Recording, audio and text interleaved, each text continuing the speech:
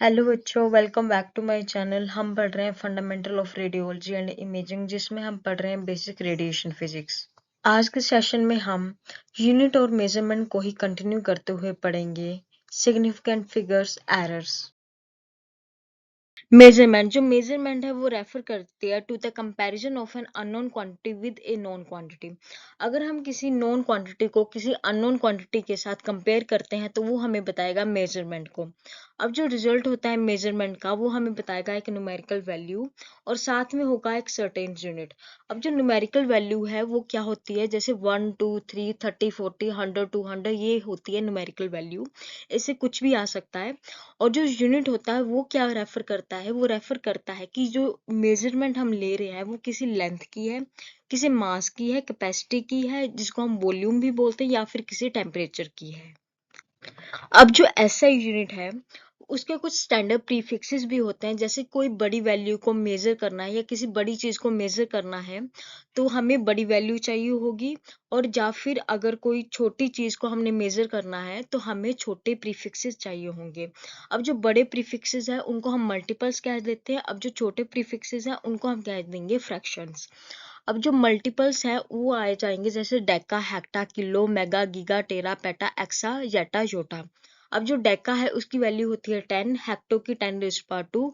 अब जो किलो से जो शुरू होंगी वैल्यू, उनको याद रखने का क्या तरीका है कि ये मल्टीपल हो जाएगा 3 का, जैसे 3 6 9 12 15 18। अब जो फ्रैक्शंस होते हैं वहां पे आ जाएगा, जैसे यहाँ पे 1 था, 2 था, 3 था, इनके साथ आ जाएगा माइनस। अब ये देखो 10⁻⁻1, इसका मतलब ये क्या है कि 1/10 हो जाएगी इसकी वैल्यू। अब जो deci, centi, milli, micro, nano, pico, femto, atto, zepto, yocto, ये है फ्रैक्शंस। कौन से? जो छोटे वाले हैं, जो मतलब कि हमें छोटी चीज को मेजर करने के लिए हम यूज करते हैं। अब जो डेसी, सेंटी है, ये देखो इनकी वैल्यू क्या दी गई है, 10⁻1, 10⁻²। अब जो मिली से फिर से अगेन जो मेजरमेंट है वो कैसे शुरू हो जाएगी, वो हो जाएगी जैसे हम जो 3 का जो टेबल है उससे हम शुरू कर देंगे, जैसे 3 6 9 12 15 18 21। बस इनके साथ साथ क्या आएगा, एक नेगेटिव नंबर आएगा, और इसका मतलब क्या है कि हम कर रहे हैं कि 1/10⁻3। मतलब कि अगर मान लो कि 10⁻3 है तो 1/1000 हो जाएगा। उसी तरह से बाकी सभी ऐसी वैल्यू हम निकाल लेंगे। अनसर्टेनिटी इन मेजरमेंट। अब जो अनसर्टेनिटी है उसका मतलब क्या होता है, is the change in the value of measurement.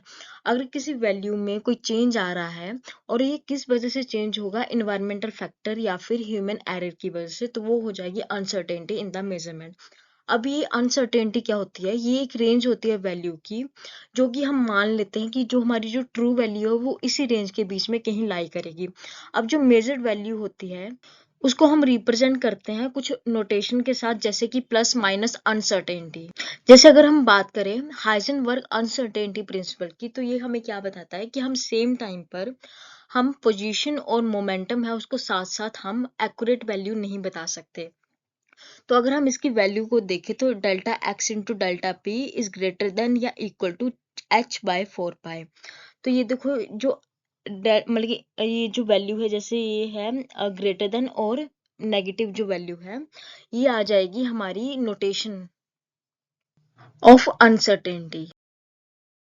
Significant figure, जिसको हम सिग्निफिकेंट डिजिट भी बोल सकते हैं, वो हमें क्या बताता है कि कोई भी डेसिमल कंटेनिंग जो वैल्यू होगी उसमें कितने सिग्निफिकेंट डिजिट होंगे या कितने सिग्निफिकेंट फिगर्स होंगी, जो कि हमें वैल्यू की प्रिसीजन को बताएगा। सिग्निफिकेंट फिगर्स को पता लगाने के क्या क्या रूल है, इसमें जो पहला रूल है वो क्या कहता है कि जो नॉन जीरो डिजिट होते हैं वो सारे के सारे सिग्निफिकेंट होंगे। जैसे कि 211.8 में 4 सिग्निफिकेंट फिगर्स हैं।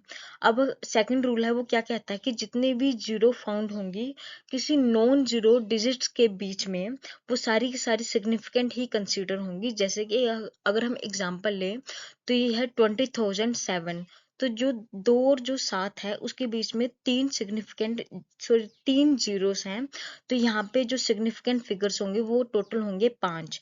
अब जो लीडिंग जीरो होती है, लीडिंग जीरोस का क्या मतलब है कि जितने भी जो पहला नॉन जीरो डिजिट है उसके जो लेफ्ट साइड में जो जीरोस होंगी वो सारी की सारी नॉन जीरो या नॉन सिग्निफिकेंट कंसिडर की जाएंगी।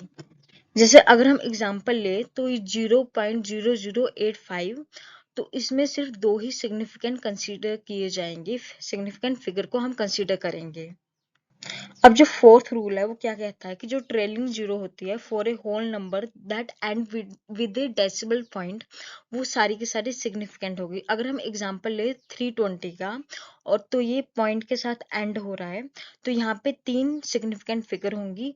अगर ये पॉइंट के साथ एंड नहीं कर रहा होगा तो यहाँ पे सिर्फ दो ही सिग्निफिकेंट फिगर कंसीडर किए जाएंगे।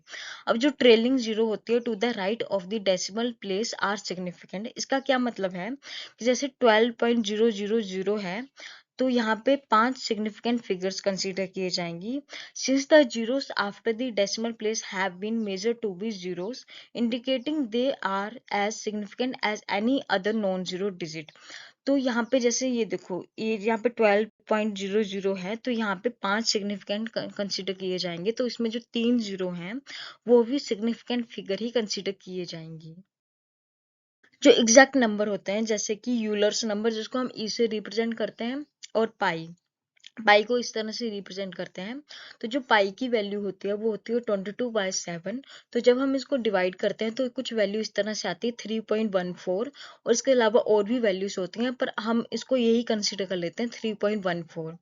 अगर हम मान लो कि पाई की वैल्यू अगर हम 3 ले रहे हैं, तो हम हमारी जो सिग्निफिकेंट फिगर आएगा वो 1 आ जाएगा। अगर हम 3.1 ले रहे हैं तो जो सिग्निफिकेंट फिगर्स आ जाएंगी वो 2 आ जाएंगी। अगर हम 3.14 ले रहे हैं तो यहाँ पे 3 आ जाएंगी हमारी सिग्निफिकेंट फिगर। तो इस वजह से हम इनको कहते हैं इनफाइनाइट सिग्निफिकेंट फिगर्स, कि बहुत सारी नंबर ऑफ सिग्निफिकेंट फिगर्स ये बना सकते हैं।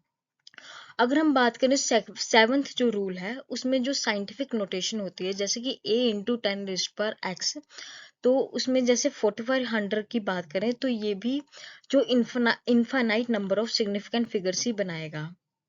जैसे हम 4500 का एग्जांपल ले रहे हैं, तो उसमें सिग्निफिकेंट फिगर्स कितनी बनेगी, 2, 3 एंड 4।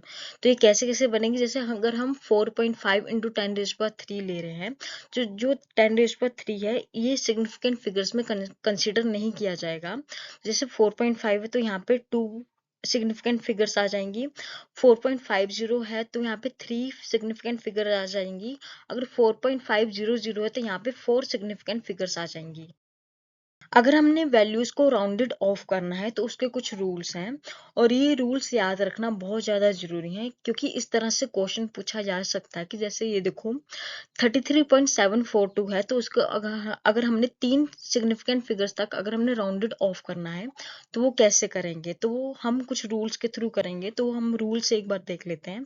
जैसे जो पहला रूल है वो हमें क्या कहता है कि जहां तक हमने राउंडेड ऑफ करना है उसके जो राइट साइड में जो वैल्यू है अगर वो लेस देन 5 है, तो वो जो डिजिट है वो एज इट इज ही आ जाएगा। जैसे हमने मान लो कि 33.742 को अगर हमने राउंडेड ऑफ करना है, तो इसके साथ जो 7 के साथ जो राइट साइड को जो डिजिट दिया गया है वो 4 है, जो कि लेस देन 5 है, तो वो इक्वल हो जाएगा 33.7 के इक्वल। जो हमने जो राउंडेड ऑफ जो वैल्यू होगी वो इक्वल हो जाएगी 33.7 के।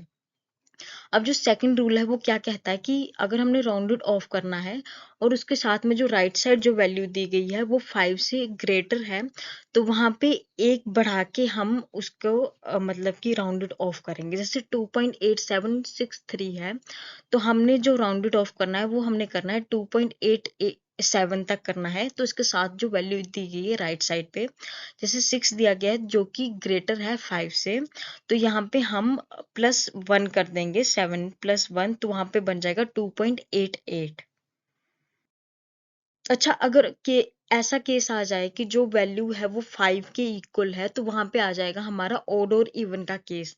अगर मान लो कि वहां पे इवन डिजिट है, तो वहां पे जो राउंडेड ऑफ है वहां पे कोई भी चेंज नहीं आ जाएगा, वहां पे हम सिंपल ही 5 को हटा देंगे और जो 2.14 है वो एज इट इज ही रख देंगे। पर अगर वहां पे इवन नंबर है जैसे 7 है, तो वहां पे हम +1 कर देंगे, 36.8 आ जाएगा वहां पे। जो इवन केस है उसमें एक एक्सेप्शन है, जैसे कि 38.25003 है, तो यहाँ पे जो 5 है उसके साथ जो वैल्यू है बहुत ज्यादा बड़ी है, तो वो यहाँ पे प्लस, यहाँ पे 2 के साथ +1 हो जाएगा, तो यहाँ पे 38.3 आ जाएगा। Error may be defined as the difference between the measured and the actual value. जो एक्चुअल वैल्यू होती है और जो मेजर्ड वैल्यू आई है उनमें जो डिफरेंस होगा वही एरर कहलाएगा। अब कोई दो आदमी है वो सेम डिवाइस को ऑपरेट कर रहे हैं या किसी इंस्ट्रूमेंट को ऑपरेट कर रहे हैं, उनकी जो वैल्यू आएगी वो हो सकता है सिमिलर ना हो और उन दोनों के बीच में जो डिफरेंस होगा वही एरर कहलाएगा। अगर हमने जो मेजरमेंट एरर का जो कंसेप्ट है वो अगर हमने समझना है तो हमें दो वैल्यू पता होनी चाहिए, एक तो होती है ट्रू वैल्यू और दूसरी होती है मेजर्ड वैल्यू। अब जो ट्रू वैल्यू है वो उसको is a value is impossible to find by experimental means. मतलब कि जो ट्रू वैल्यू होती है उसको हम एक्सपेरिमेंटल मीन्स के थ्रू नहीं फाइंड आउट कर सकते। और जो ट्रू वैल्यू होती है वो एक एवरेज वैल्यू होती है कोई भी infinite number of the measured value. अब जो बहुत सारे मेजर्ड वैल्यू मतलब मान लो कि जैसे 10 ऑपरेटर हैं जो किसी इंस्ट्रूमेंट को ऑपरेट कर रहे हैं, उनका जो रिजल्ट आया वो 10 अलग अलग आया है। अब उनका जो एवरेज होगा वो होगा ट्रू वैल्यू। अब जो मेजर्ड वैल्यू है उसको मेजर करने का क्या तरीका है, is a single measure of the object to be as accurate as possible. मतलब कि ये सिंगल मेजर होता है ताकि हम जो वैल्यू निकाल रहे हैं वो एक्यूरेट हो, जितनी हो सकता है उतनी एक्यूरेट करने की कोशिश की जाए। अब जो एरर क्या होता है, टाइप्स ऑफ एरर की अगर हम बात करें, there are three types of error. अब इनमें से कौन सा है, ग्रोस एरर पहला एरर है, रैंडम एरर और उसके बाद आएगा सिस्टमेटिक एरर। अब जो ग्रोस एरर है वो अकाउंट करता है ह्यूमन की ओवरसाइट या उसकी मिस्टेक को, जैसे कि रीडिंग या रिकॉर्डिंग। अब जो ह्यूमन एरर है वो कैसे हो सकता है कि जैसे मान लो किसी व्यक्ति ने 23 को 28 पढ़ लिया तो डेफिनेटली उसका जो रिजल्ट होगा वो रोंग ही आएगा। अब जो ग्रोस एरर है उसको हम कैसे अवॉइड कर सकते हैं या कैसे कम कर सकते हैं, उसका पहला मेथड है वो है हम प्रॉपर केयर करेंगे कि हम जब रिकॉर्डिंग या रीडिंग ले रहे हैं तो अच्छे से ध्यान दे के उसकी रीडिंग लेंगे और जो कैलकुलेशन करेंगे उसको अच्छे से करेंगे। अब जो दूसरा मेथड है वो क्या कर सकते हैं हम कि एक्सपेरिमेंटर्स को ही बढ़ा रहे हैं, मतलब 4-5 व्यक्ति को एक ही एक्सपेरिमेंट करने के लिए दे रहे हैं। अब जो मान लो कि अगर उनका सभी का डिफरेंस आया है तो जो एवरेज होगा वो ही करेक्ट वैल्यू गिनी जाएगी। अब जो रैंडम एरर होते हैं उसका मतलब क्या है कि रैंडम एरर का मतलब होता है कि जो कि इरेगुलरली हो रहे हैं और साथ में वो इसी वजह से उनको रैंडम कंसीडर किया जा रहा है। This can arise due to random and unpredictable fluctuation in the experimental condition. मतलब अगर हम एग्जांपल लें कि जैसे अनप्रिडिक्टेबल फ्लक्चुएशन किसी टेम्परेचर में आ रही है या फिर वोल्टेज सप्लाई में आ रही है या फिर मैकेनिकल वाइब्रेशन में आ रही है जो कि हमारे कंट्रोल में ना हो। For example when the same person repeat the same observation he may likely get different reading every time। मतलब कि वो डिफरेंट रीडिंग ले सकता है क्योंकि फ्लक्चुएशन आ रही है वोल्टेज में, मतलब कि जो इलेक्ट्रिसिटी सप्लाई हो रही है उसमें कोई फ्लक्चुएशन हो रही है। जो सिस्टमेटिक एरर है उसको हमने तीन और सब ग्रुप्स में डिवाइड किया है। जैसे पहला जो है वो है इन्वायरमेंटल एरर, दूसरा जो है वो ऑब्जर्वेशनल एरर, तीसरा जो है वो इंस्ट्रूमेंटल एरर्स है। अब जो इन्वायरमेंटल एरर है वो क्या कहता है, this type of error arises in the measurement due to the effect of external condition on the measurement. अब जो एक्सटर्नल कंडीशन का जो इफेक्ट होगा उसकी वजह से जो इन्वायरमेंट एरर आएगा वो होता है। अब जो एक्सटर्नल कंडीशन कौन से इफेक्ट करती हैं वो हो सकती है जैसे टेम्परेचर हो गया, प्रेशर हो गया, ह्यूमिडिटी होगी या फिर एक्सटर्नल मैग्नेटिक फील्ड भी हो सकता है। अब जो मतलब एग्जांपल है तो जैसे टेम्परेचर होता है हमारे अंडर आर्म पिट्स का and during the measurement if the electricity goes out, और जैसे मान लो कि हमारी जो इलेक्ट्रिसिटी है वो चली गई है, उसकी वजह से रूम जो है वो बहुत ज़्यादा हॉट हो गया है, मतलब गर्म हो गया है, it will affect your body temperature affecting the reading. अब उसकी वजह से आपको दिक्कत हो रही है तो उस वजह से आप रीडिंग को भी इफेक्ट हो सकता है उसकी वजह से। ऑब्जर्वेशनल एरर, जो ऑब्जर्वेशनल एरर है वो किसकी वजह से होता है, वो होता है इंडिविजुअल की गलतियों की वजह से, जैसे कि वो ऑपरेटर्स को अच्छे से सेट नहीं कर पा रहा है, कोई भी इंस्ट्रूमेंट वो यूज कर रहा है उसको वो अच्छे से सेट नहीं कर रहा है या फिर वो केयरलेसनेस बरत रहा है ऑब्जर्वेशन को लेने में या रिजल्ट को पता लगाने में। अब जो मेजरमेंट एरर है वो ये भी कर सकता है कि जो रोंग रीडिंग किसकी वजह से आ सकती है, और पैरेलक्स एरर की वजह से भी आ सकती है। अब जो इंस्ट्रूमेंटल एरर है वो किसकी वजह से होगा, वो होगा इंस्ट्रूमेंट की वजह से, कि जो इंस्ट्रूमेंट हम यूज कर रहे हैं उसकी जो कंस्ट्रक्शन है वो ही अच्छे से नहीं हुई है, उसका जो कैलिब्रेशन है वो ही अच्छे से नहीं है, वो उसमें कुछ फॉल्ट है, मतलब उसमें कोई ना कोई डिफेक्ट है। अब जो इंस्ट्रूमेंट एरर है वो और किसकी वजह से हो सकता है, वो हो सकता है कि जो डिवाइस में जो डिफेक्ट है वो पहले से ही है, या फिर हम जो ऑपरेटर्स यूज करते हैं, जो कोई दूसरा यूज करता है वो मिसयूज कर रहा है, मतलब कि या तो उसने गिरा दिया है या फिर लोडिंग ज्यादा भर दे रहे हैं हम उस ऑपरेटर्स को या उस इंस्ट्रूमेंट को, तो उस वजह से भी इंस्ट्रूमेंट एरर शो हो सकता है। हमने जो एरर है उनके टाइप्स तो पढ़ लिए, पर जब एरर आ जाता है तो उसको कैलकुलेट कैसे करना है वो एक बार देख लेते हैं। उनका जो पहला मेथड है एरर कैलकुलेशन का वो है एब्सोल्यूट एरर। अब जो एब्सोल्यूट एरर होता है वो इक्वल होता है difference between the measure value of a quantity and its actual value. वो हमें एब्सोल्यूट एरर देता है।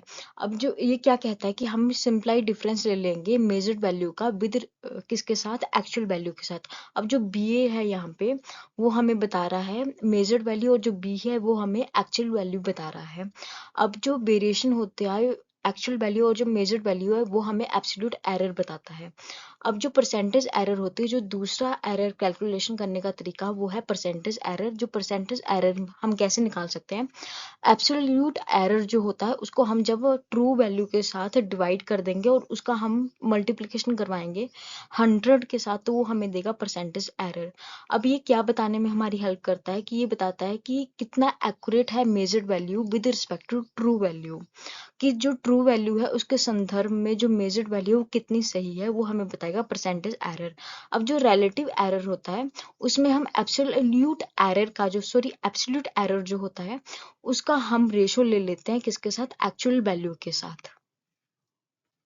मेजरमेंट्स में जो एरर आता है हम उसको कैसे रिड्यूस कर सकते हैं, पहले तो जो प्रोसीजर है उसको अच्छे से करना है, और जो बाकी है वो पॉइंट हम देखते हैं। वो जैसे है, पहला जो पॉइंट है वो है make sure the formula used for measurement are correct. अब जो हम फॉर्मूला यूज कर रहे हैं वो मेजरमेंट के लिए वो करेक्ट होना चाहिए। Cross check the measure value of a quantity for improved accuracy. हमने एक बार क्रॉस चेक भी कर लेनी है जो मेजर वैल्यू आ रही है, ताकि हम अपनी एक्यूरेसी को इम्प्रूव कर सकें।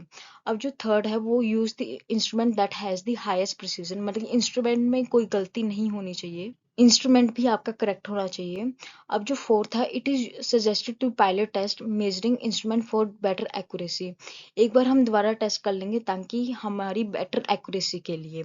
अब जो फिफ्थ है वो क्या कहता है कि use multiple measure for the same construct. अब हमने जो मल्टीपल एक बार दोबारा 2-3 बार करके देख लेना है कि वैल्यू सेम ही आ रही है, थोड़ी डिफर कर रही है। अगर डिफर कर रही है तो हमने एवरेज ले लेना है।